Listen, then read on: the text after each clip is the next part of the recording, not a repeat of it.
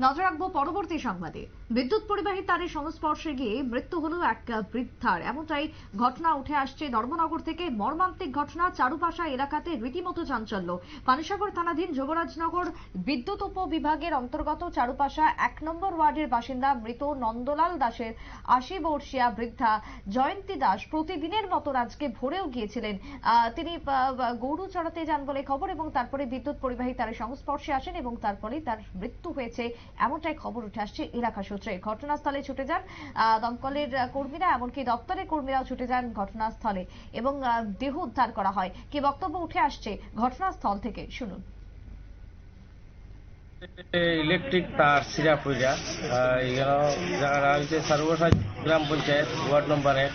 তখন আমার একটা ফোন যায় আমার কাছে যে এখানে একজন মহিলা পইরা রয়েছে। তো আয়া দেখি যে মহিলা ইলেকট্রিক তারের মধ্যে লাগিয়ে মারা গেছে। অ্যাকচুয়ালি এখানে তারগুলো খুব খারাপ, তো এ কারণে এখানে তারটা সিরা পড়ার কারণে মহিলাটা মারা গেছে।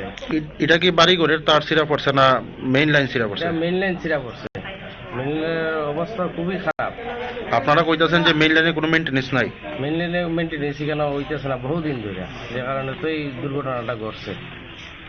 আসলে কি আপনারা মনে করতেছেন যে তার ছিঁড়ে এই ঘটনাটা ঘটছে না অন্য কিছু মনে করতেছেন? এখানে অন্য কোনো কিছু না, এখানে একদম মহিলা শৈলী ইলেকট্রিকের তারটা এখনো লাগিয়ে রয়েছে। আপনারা দেখতে পারেন ইলেকট্রিকের তার ছিঁড়া মহিলা ইলেকট্রিকে লাগিয়ে মারা গেছে।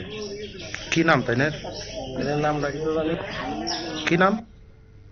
আপনারা শুনলেন সংশ্লিষ্টের বক্তব্য। তবে ইতিমধ্যেই প্রতিটা জায়গাতেই বিদ্যুতের উচ্চ ক্ষমতা সম্পন্ন তার রয়েছে এবং সেগুলো বিপজ্জনক অবস্থায় পড়ে রয়েছে। আগামী দিনে এই ধরনের বিপদ আরো বাড়তে থাকবে, এমনটাই আশঙ্কা করছেন এলাকার বাসিন্দারা। অনতিবিলম্বে দপ্তরের উচিত উচ্চ ক্ষমতা সম্পন্ন বিদ্যুতের তার যে যে জায়গাতে ছিঁড়ে বা ছেঁড়া অবস্থায় পড়ে রয়েছে সেগুলিকে সেখান থেকে ঘিরে দেওয়া চারিপাশ বা এলাকাকে নিরাপদ করা, এমনটাই দাবি উঠে আসছে। তবে বিদ্যুৎ দপ্তরের যে ভূমিকা, তাতে করে ক্ষোভ বেড়েছে আজকের ঘটনার পর আরো অধিক পরিমাণে পানিসাগর থেকে। ছোট্ট বিরতির পর ফিরছি, সঙ্গে থাকুন।